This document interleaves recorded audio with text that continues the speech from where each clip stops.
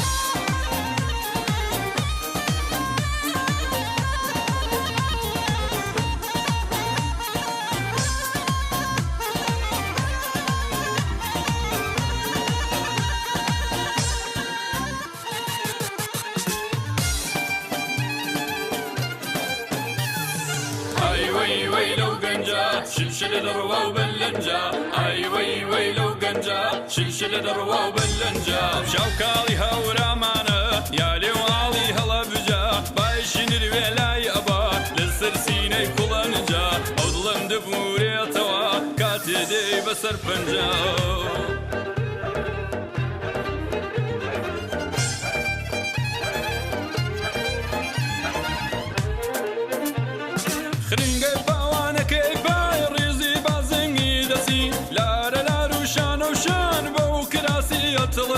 بعتري سملو ميخاق ديو دروي دلي مسي جاو رشي يبرو قيتان اروك شرابي خسي اي وي وي لو قنجا شلشل دروا وبلنجا اي وي وي لو قنجا شلشل دروا وبلنجا شوكالي هورامانا يا لي والي هلا بجا بايشين الولاي ابا للسرسيني كلانجا اضلم دبوري توا كاتدي بسر بنجا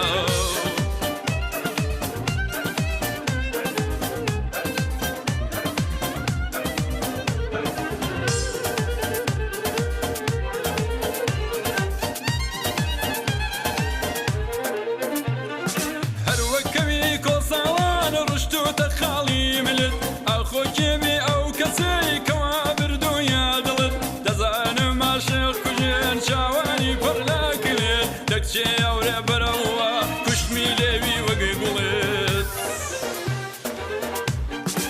اي وي وي لو قنجا شلشل دروا وبلنجا اي وي وي لو قنجا شلشل دروا وبلنجا شوكالي هورامانا يا لي والي هلا بجا بايشين الولاي ابا للسرسيني كلانجا اضلم دبوري توا كاتدي بسر بنجا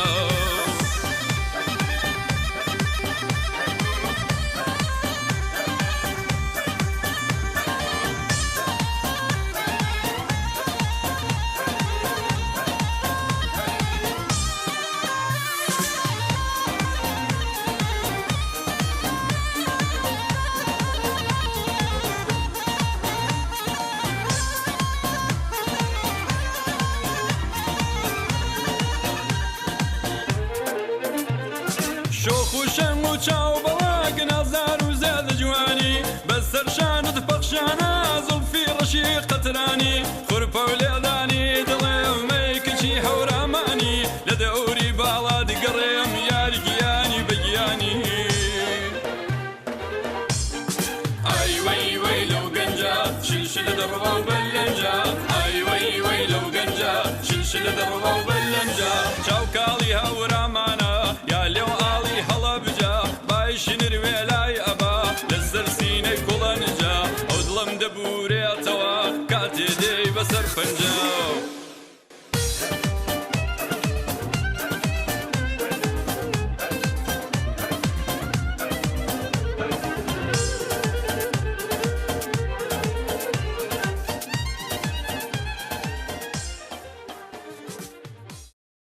بینەرانی عزیز سەرەتای بەرنامەی ئەم هەفتەیەمان بە بابەتێک سەبارەت بە بنەماکانی ژێردەستەبوونی ژنان دەست پێ دەکەین. ئەگەرچی ژێردەستەبوونی ژنان هەڵدەگەڕێتەوە بۆ سەردەمی کۆمۆنی سەرەتایی و پێکهێنانی کۆمەڵگەی کۆیلەداری، بەڵام هەتا بەر لە قۆناغی سەرمایه‌داری پرسی ژن وەکو بزوتنەوەیەکی ناڕزایەتی کۆمەڵایەتی دەرنەکەوت. ئەگەری ژنان لە ئاستی جێگاوشۆنی ژێردەستەبوونیان ناڕازی بوو بێتن، ئەمە کەمتر بە شێوەی بزوتنەوەیەکی سربەخۆی جەماوەری دەردەکەوت. بەڵام هاوکات لەگەڵ پەرەسەندنی سەرمایه‌داری و گرنگی جێگاوشۆنی هێزی کاری ژنان و لە ئاکامی چوونی بە ملیۆن ژن بۆ مەیدانی چالاکیە ئابووری و کۆمەڵایەتیەکان، پرسی ژن وەکو کێشەیەکی کۆمەڵایەتی بواری خۆ دەرخستنی بۆ ڕەخسە. هاوکات لەگەڵ کرانەوەی ڕێگای چوونە ناوەوەی ژنان بۆ مەیدانی چالاکیە ئابووری سیاسی و کولتوریەکان و ئەستۆگرتنی زۆریەک لەو ئەرکانی کە پێشتر لە ئەستۆی پیاوان بوو، بەکردەوە دۆخێک بەسەر ژناندا سەپا کە تا ڕادەیەکی زۆر دەیتوانی لەگەڵ جێگاوشۆنی پیاوان لە کۆمەڵگا ڕکابەری بکات. ئەمە بەش بە حاڵی خۆی بوار و هەلومەرجی سەرهەڵدانی بزوتنەوەیکی ناڕزایەتی ڕەخسان کە لەو چوارچەوەیدا ژنان خوازیاری وەدەستهێنانی جێگاوشۆنی بەرابەر لەگەڵ پیاوان لە کۆمەلگادا بوون و بەم جۆرە بزوتنەوەیەکی ژنان وەکو بزوتنەوەیەکی سربەخۆی کۆمەڵایەتی کە خوازیاری بە ڕەسمی ناسینی مافە یاساییەکان و داخوازی گەلێکی وەک مافی دەنگدان، حەقدەستی یەکسان لە بریکاری یەکسان و ویستی دیکەی لەم چەشنە بوون سەری هەڵدا. بزوتنەوەی ژنان لە کۆمەڵگای سەرمایه‌داریدا خۆی ڕاستەوخۆ بزوتنەوەیەکی چینایەتی نییە، بەڵام ناشکەوێتە دەرەوەی بازنەی خەباتی چینایەتیەوە لەبەر ئەوەی کە ژنانیش هەر وەک پیاوان بەسەر چین و توێژە جۆرا و جۆرە کۆمەڵایەتیەکاندا دابەشتە بن.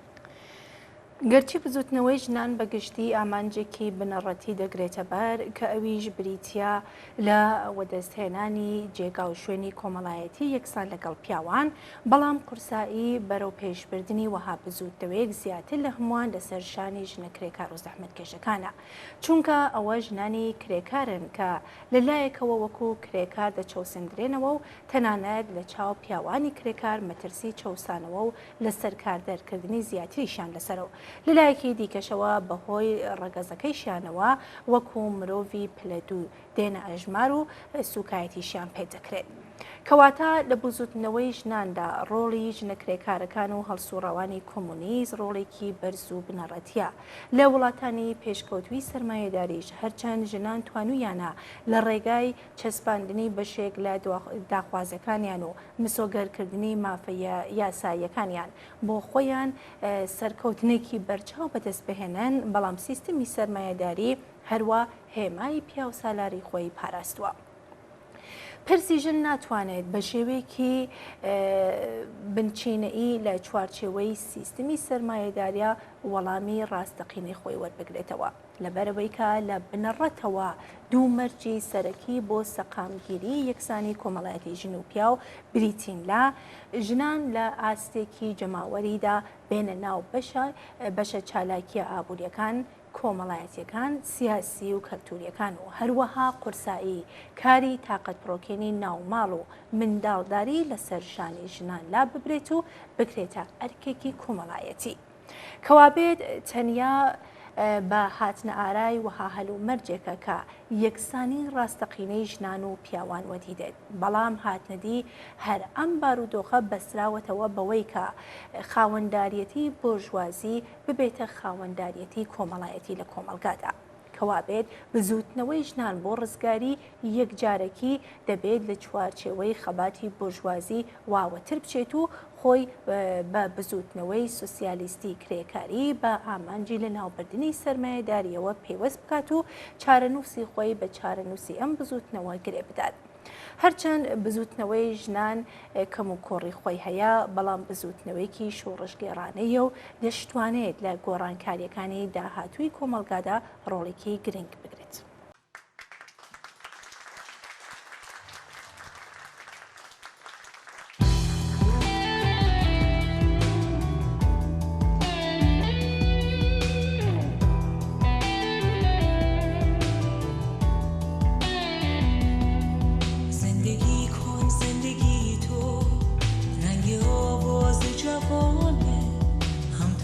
با متن سرخه شعر خورشید شبان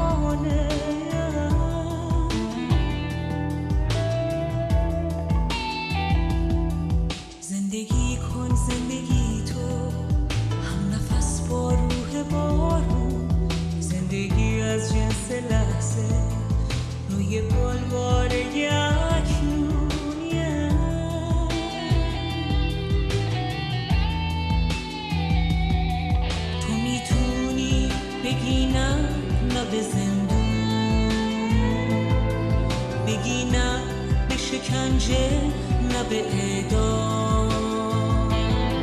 جهان مال تو، مال خود تو میتونی بگی ظلم و نمیخوای.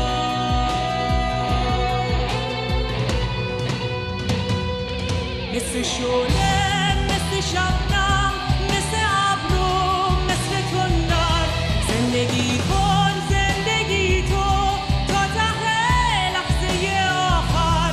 از همین بنبست وحشت، این قفس لولک تو هم ترانه با من و ما رو به آزادی رها شو، رو به آزادی رها شو.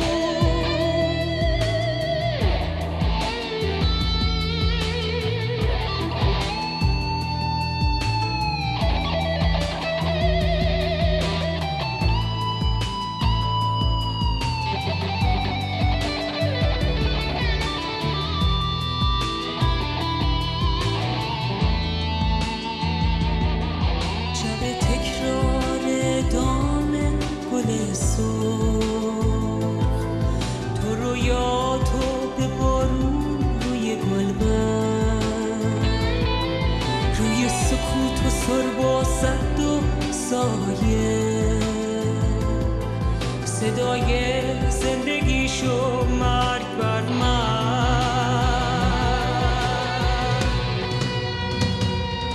مثل شعله، مثل شبنم، مثل ابرو، مثل تندر زندگی کن، زندگی تو تا ته لحظه آخر. از همین بنبست وحشت، این قفس لولک تو هم ترانه با من و ما رو به آزادی رها شو، رو به آزادی رها شو.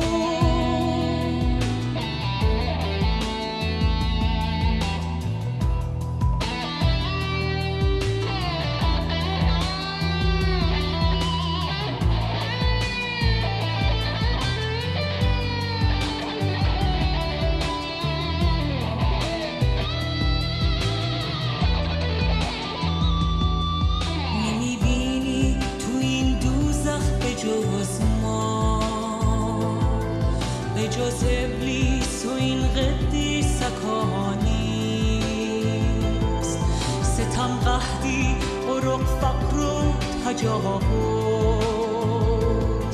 نمیبینی خدا مرده، خدا نیست.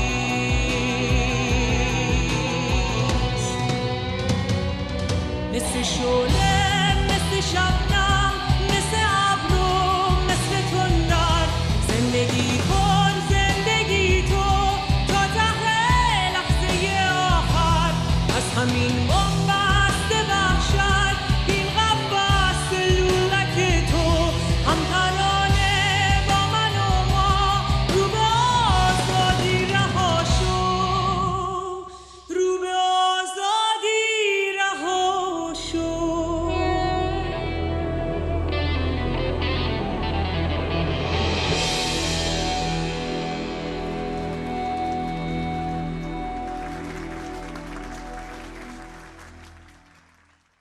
بینەرێکی خۆشەویست ئازاد لە شاری سنەوە پرسیاری کردووە کە پێناسەی تەبەقە یاچین چۆن تعریف دەکرێت، سنووری نێوان دوو تەبەقە بە چی لێکجیا دەکرێتەوە، داهات و چۆنیەتی ژیان چ دەورێکیان لە دیاریکردنی سنووری نێوان دوو چینی کۆمەڵایەتیدا هەیە. ئازادی بەڕێز، بە پێی تعریفێکی زانستی و کۆمەڵناسانە تەبەقە دیاردەیەکی کۆمەڵایەتیە، بە کۆمەڵی ئەو ئینسانانە دەوترێت کە لە ڕەوتی بەرهەمهێنانی پێداویستیەکانی ژیاندا بەرامبەر بە ئامرازەکانی بەرهەمهێنان پەیوەندیەکی مالیکانەی وەکو یەکیان هەیە، واتە ئایا کەم یان زۆر خاوەنی ئامرازی بەرهەمهێنان هەنیانی بەو پێیە لە یەکجیا دەبنەوە. دیارە بەم تعریفە سەرمایەداران کە خاوەنی ئامرازەکانی بەرهەمهێنان چینێکی کۆمەڵایەتی، هەروەها کرێکارانیش کە خاوەنی هیچ ئامرازێک نین و تەنیا هێزی کاری خۆیان دەفرۆشن چینێکی کۆمەڵایەتی. لە کۆمەلگای سەرمایەداریدا سەرمایەدار و کرێکار دوو چینی سەرەکین و لە مابەینی ئەوانیشدا چینی مامناوەند واتە متەوەسط هەیە کە ئەویش بەپێی ئەوەی کە ئەساسەن لە ڕەوتی بەرهەمهێناندا نیە پەیوەندیکی بە ئامرازەکانی بەرهەمهێنانەوە نییە، بەڵام بە شێوەیەک لە شێوەکان لە ئاکامی پرۆسەی تەولید بەهرەمەند دەبن. هەروەک دەبینیت لەم تعریفەدا کە تا ئێستا کردمان قسەیەک لە ئاستی داهات و چۆنیەتی ژیانی چینەکان نییە، بەڵکو ئەساسەن جۆری پەیوەندیان لەگەڵ ئامرازەکانی بەرهەمهێنانە کە شوێنی جیاوازی چینایەتیان دیاری دەکات. بەڵام خۆ ئاشکرایە کە لەم ناوەدا کێ هەژارە و کێ تێر و تەسەلە، کێ دەستەنگە و کێ دەستی بەدەمی ڕادەگات. دەزانین کە سەرچاوی هەموو ئەرزشێک لە کۆمەڵگەی سەرمایەداریدا کاری کرێکارە، واتە ئەگەر کرێکار کار نەکات خۆی لە خۆیدا هیچ ئەرزشێک ناخۆڵقێنێت.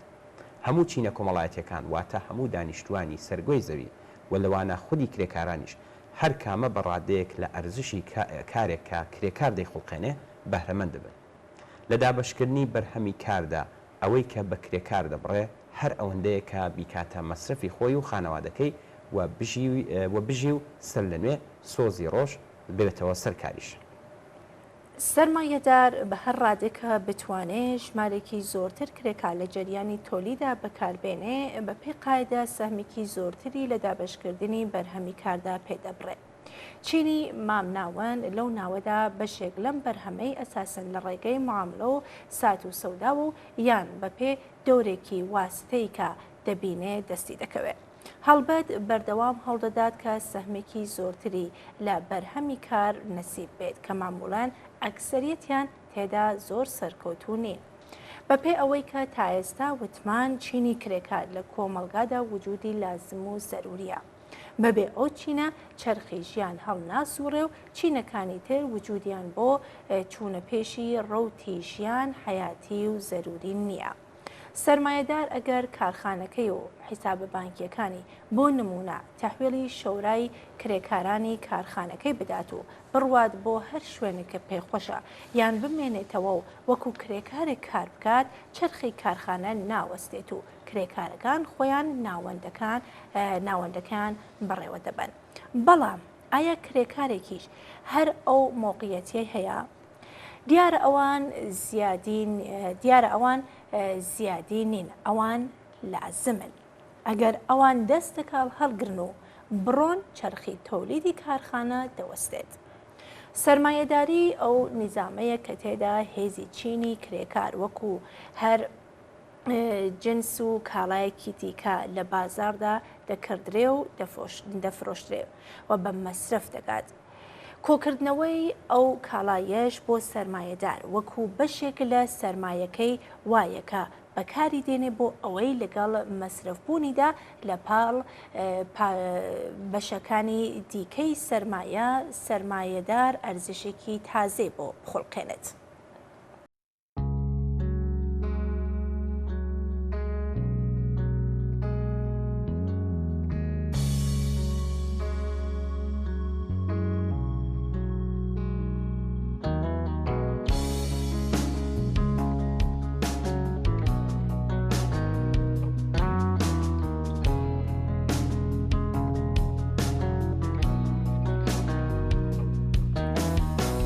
ڕەنگیژین و پێشی نادات هەروەری ناچێ لە یادم ئەو دەمەی من بوو لە تێنان هەر هەوڵەدام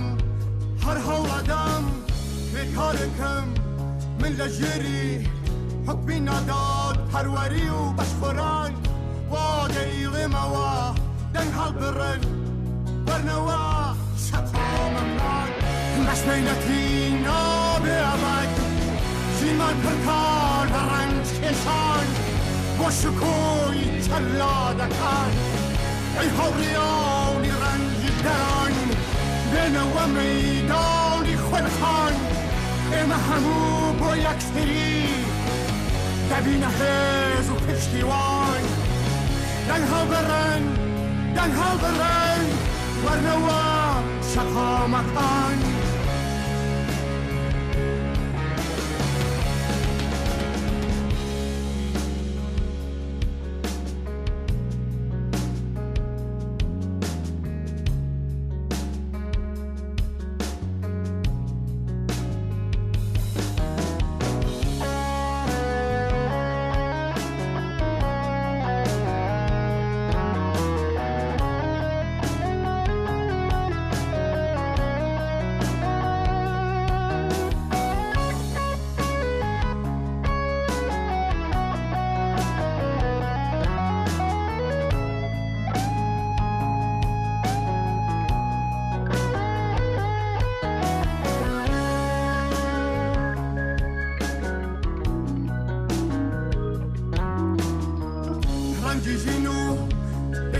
ناداد پروری نشه لیادم آدم هی من بولتنان هر حول دم بکارکم من لجری حبی ناداد پروری و بشخوران و دریغ موا دنهال برن ورنوا شطا مکان کولیشان من ناروخنه وری برزو ما فی رون من آدمی دمانوه بروکنو شطا مکان روزگارک همه دل شنازی و کل ندان با طرفی سوری خیاوانو شنکان دنهال برن ورنوا شخامکان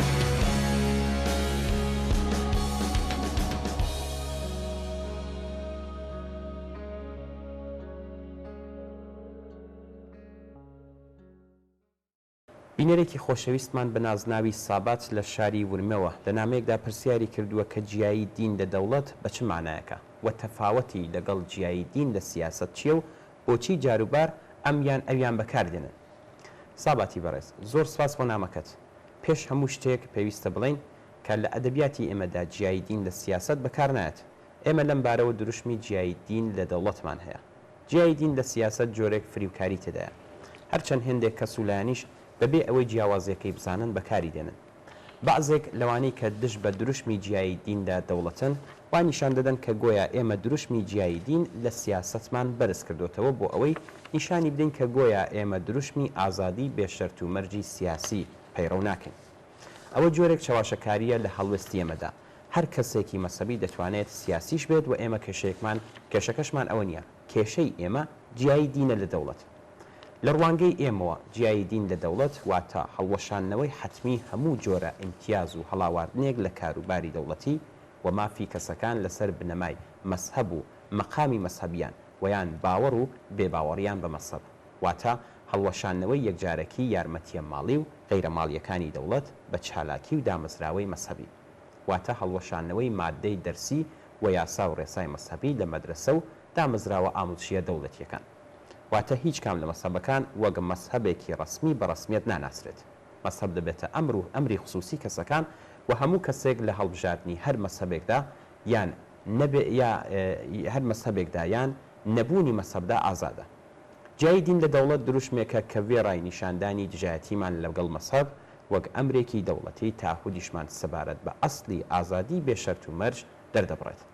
واتە جەخت لەسەر ئەم بنەمایە دەکاتەوە کە چینی کرێکار چ وەک ئۆپۆزیسیۆن و چ دوایی بەدەستەوەگرتنی دەسەڵاتی سیاسی حتمما لەگەڵ پەیڕەوکردنی ئیجبار و زۆر و پشکنینی بیر و باوەڕ و پێکهێنانی هەڵاواردن و مەحدودیەتی یاسایی لە دژی کەسانی مەسەبی دژایەتی دەکات و بۆ ڕەخنە و وەلانانی باوەڕ و بۆچوونی مەسەبی لە کۆمەڵگادا هیچ ڕێوشۆنێک بێجگە لە خەباتی نەزەری و ڕەوشەنگەری و ئاموزش و قەناعەت پێهێنان بەڕەوا نازانێت.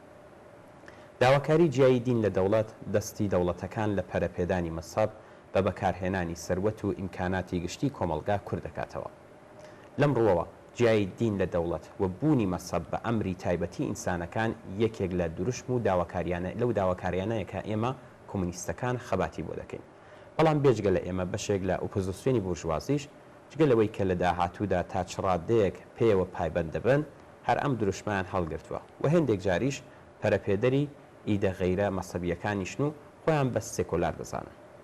بەڵام ئەوەی کە هەڵوێستی ئێمەیە لەگەڵ هەڵوێستی جریاناتی بورژوازی جیا دەکاتەوە تەنیا سێکۆلاریزم و داواکاری جیایی دین لە دەوڵەت نییە بەڵکو لە هەمان حاڵدا ڕوونکردنەوە و لە قاودانی دەور و نەخشی سیاسی و کۆمەڵایەتی مەسەبیشە لە خزمەت نیزامی چینایەتی سەرمایه‌داریدا. ئێمە لە خەبات لەگەڵ مەسهەبدا قەت بە بێڕێزی بە بیر و باوەڕی خەڵک ناکەین. کاری ئێمە ڕەوشەنگری و تەوزیحی بە حوسلەی ڕاستیەکان و ڕوونکردنەوەی بە بەڵگەی جیهانی بینی کۆمونیستی لە بەرامبەر دیاردەی مەسەبدایە. ئاوا سیاست و هەڵوێستێک تێکدەرانە نییە بەڵکو یەکگرتن پێک دێنێت. نەتەنیا ڕیزی هاوپشتی خەباتی چینی کرێکار لە دژی سەرمایهداران لاواز ناکات بەڵکو بەهۆی خەسڵەتی ڕاستگویانە زانستی واقع بینانە و دڵسۆزانەی ڕێزی تێکۆشانی چینایەتی کرێکارانیش بەێستر دەکات.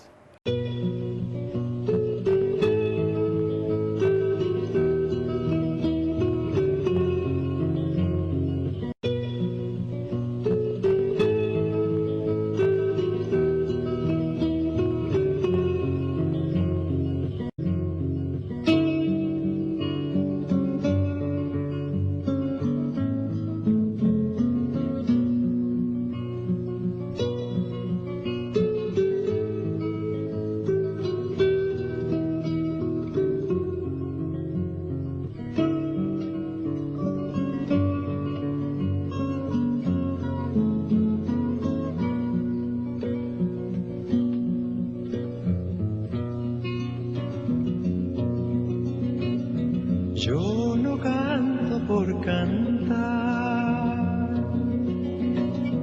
ni por tener buena voz. Canto porque la guitarra tiene sentido y razón. Tiene corazón de tierra y alas de palomita. Es como el agua bendita, santigua glorias y penas. Aquí se encajó mi canto, como dijera Violeta.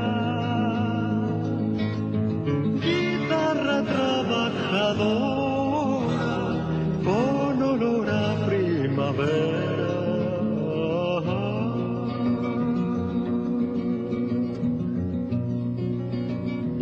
Que no es guitarra de rico, ni cosa que se parezca. Mi canto es de los andarios para alcanzar las estrellas. Que el canto tiene sentido cuando palpitan las venas del que morirá cantando las verdades verdaderas, no las lisonjas fugaces ni las famas extranjeras, sino el canto de una lonja hasta el fondo de la tierra.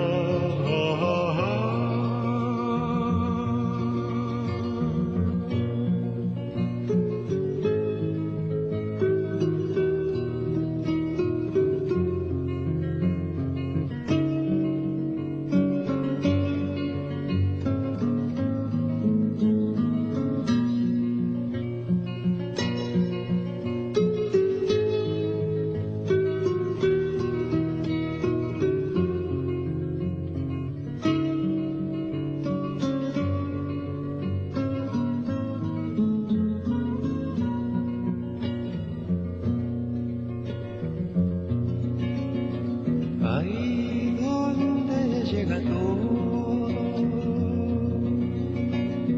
y donde todo comienza, canto que ha sido valiente, siempre será canción nueva. Siempre será canción nueva, siempre será canción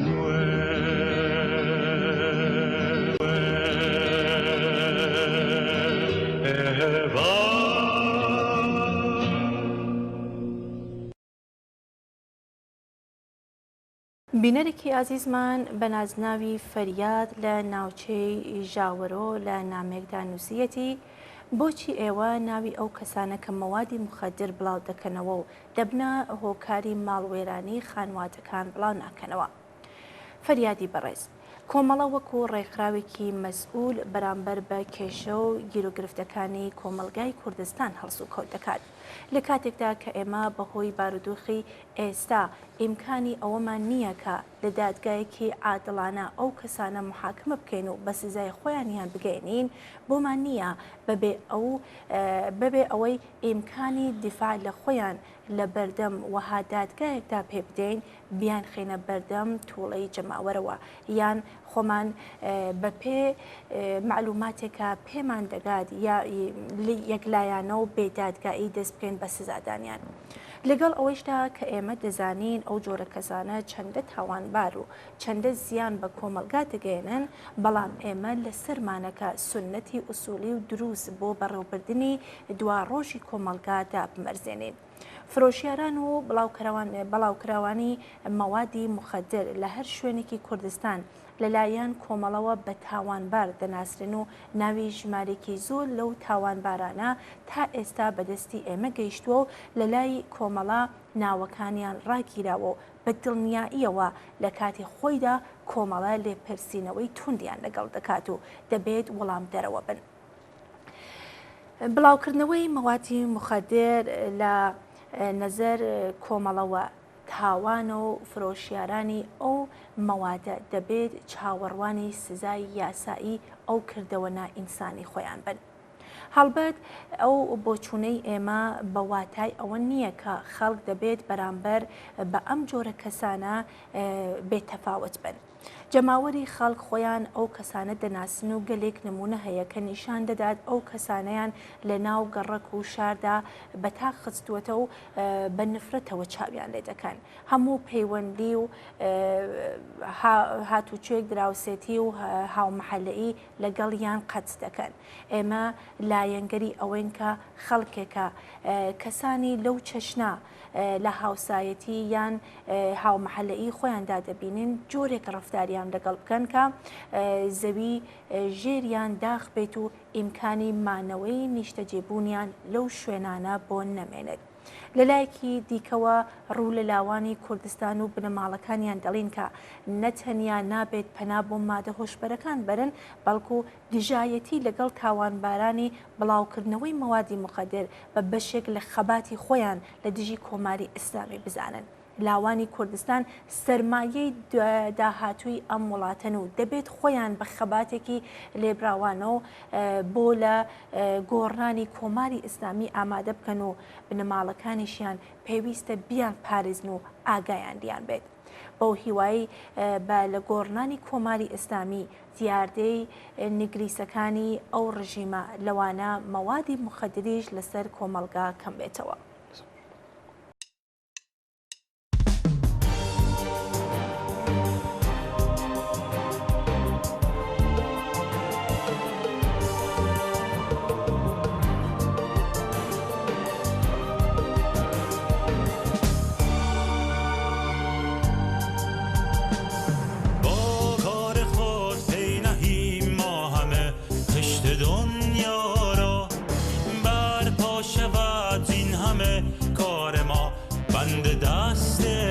زنجیر بردگی بر پای زندگی این همه سهم آز است کار، گر پیر و گر جوان در هر جای جهان، گر باشیم رنجور و بیمار، بر ما نبخشد کسی بهره ای یا نپاداشی، نسلی به نسلی فدا می شویم هرچه می کوشیم، اردوی کارگر همراه برزگر برخیزیم از جا برداریم این نظم کهنه را، این بنیاد جفا، تا که برپا سازیم نظم نو.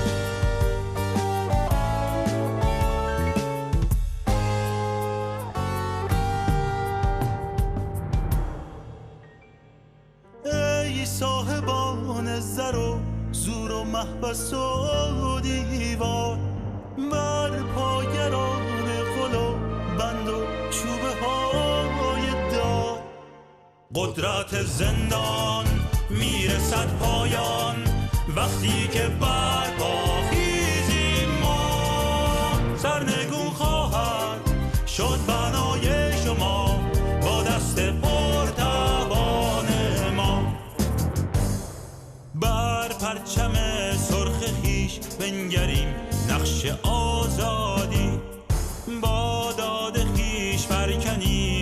جهان جور و بیدادی زندود خشم ما برخیزد شعله ها ویران سازد بنیادتان با عشقی بیکران وارون سازیم جهان در پیکاری سخت و بی امان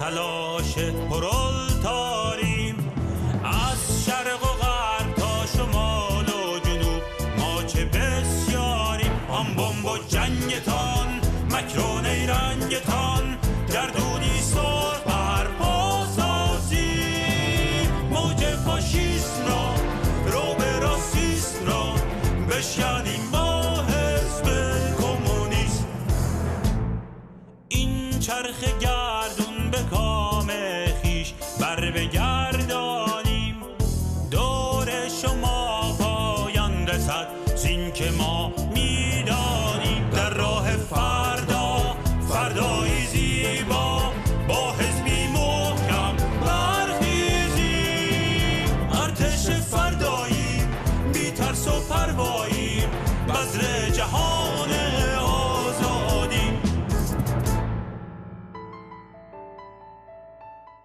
بینەری خۆشەویستی بەرنمەکانی تلویزیۆنی کۆمەڵە بابەتێکی بۆ نردوین سەبارەت بە بەرتیل خواردن لە دەستگا دەوڵەتیەکانی ئێران بە سپاسەوە لە فەرزادی ئازیز کورتەیەکی بڵاو دەکەینەوە. دیاردەی ڕەشوەدان و ڕەشوە خواردن بەرتیلدان و بەرتیل خواردن لە دام و دەستگاکانی ڕژیم ئیسلامیدا لە ئێران بە ڕادەیەک پەرەیسەندووە کە بۆتە ڕەوتێکی ئاسایی بۆ بەڕێوەچوونی هەر چەشنە کاری ئیداری. زمانی تایبەتی ئەم کارە جێکەوتووە و هیچ شەرم و شکۆیەک لە بیندا نەماوە. ئێستا ناوێکی بەڕواڵەت محتەرەمانەتریان لەسەرداناوە و پێی دەڵێن ژێرمیزی بەرپرسانی گەلێک لە ئیدارە دەوڵەتیەکان بۆ ئەوەی دەنگی کەسانی خوارەوەتری خۆیان لە ئاست ڕەشوەبگیری خۆیان دەرنێت ڕێگەیان بە کەسانی خواردتری خۆیان داوە کە ئەوانیش چیان بۆ دەکرێت گیرفانی ئەرباب ڕجووی خۆیان بەتاڵکەن.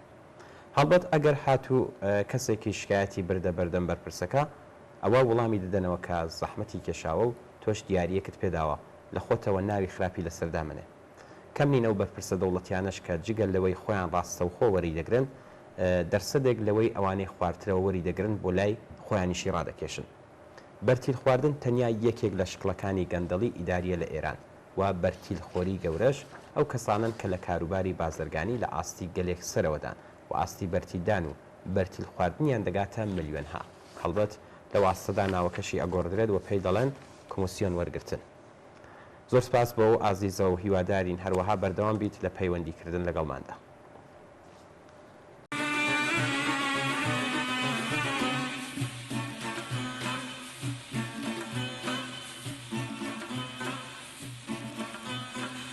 چون بۆم دەکرێت لاو بیرکەم لاو بیرکەم چۆن بۆم دەکرێت لۆ گیرکەم چۆن بۆم دەکرێت لۆ گیرکەم چۆن لاپەڕەی پاوچی سپی پاوچی سپی هیرا بردووی شادی و کیپی هیرا بردووی شادی و کیپی شادی و کیپی شادی و کیپی شادی و کیپی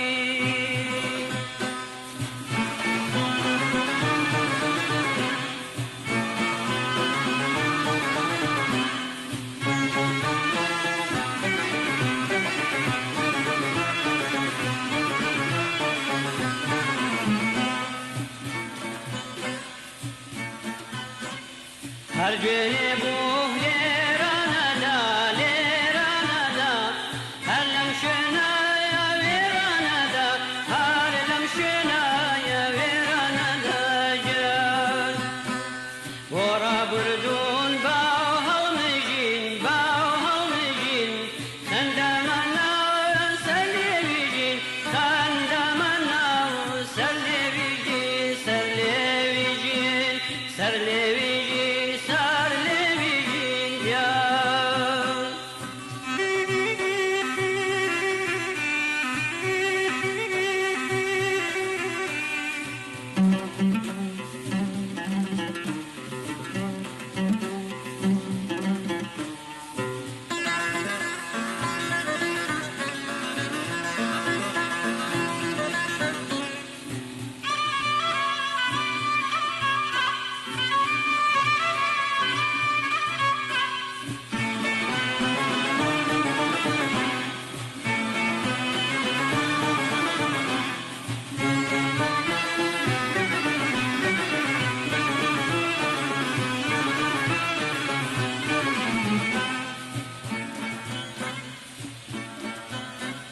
بێئازاری و بێپەرۆشی بێپەرۆشی دەکەوتینە خەوی خۆشی دەکەوتینە خەوی خۆشی لەبەر ترسی هانە سەمان هانە سەمان جۆشی دڵی پڕتا سەمان جۆشی دڵی پڕتا سەمان پڕتا سەمان پڕتا سەمان پڕتا سەمان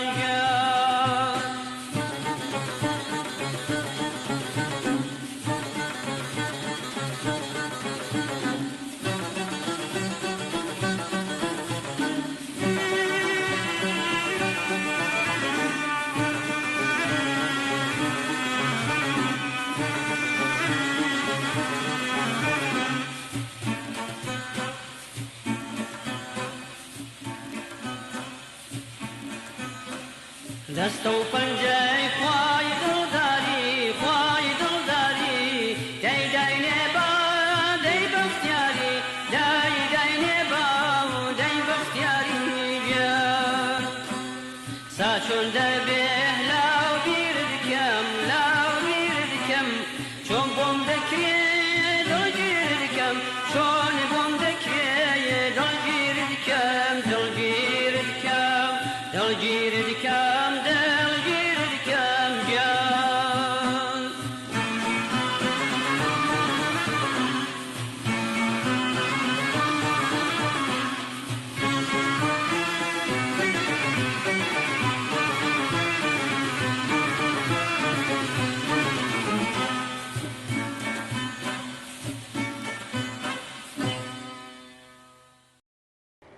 بەڵێ عزیزان بەم جۆرە گەیشتنە کۆتایی بەرنمەکە خۆتان بەنامەی ئێمە و بینەران بۆ هەرچی زۆرتر ڕازاندنەوەی بەرنمەکەتان پەیوەندیمان پێوە بکەن و ڕاوبۆچوونی خۆتان ڕاگەێنن تا بێگەشتنەوەکی دیکە ماڵەوە زۆر سپاس بۆی کە تا ئێستا لەگەڵمان بوون ماڵەوە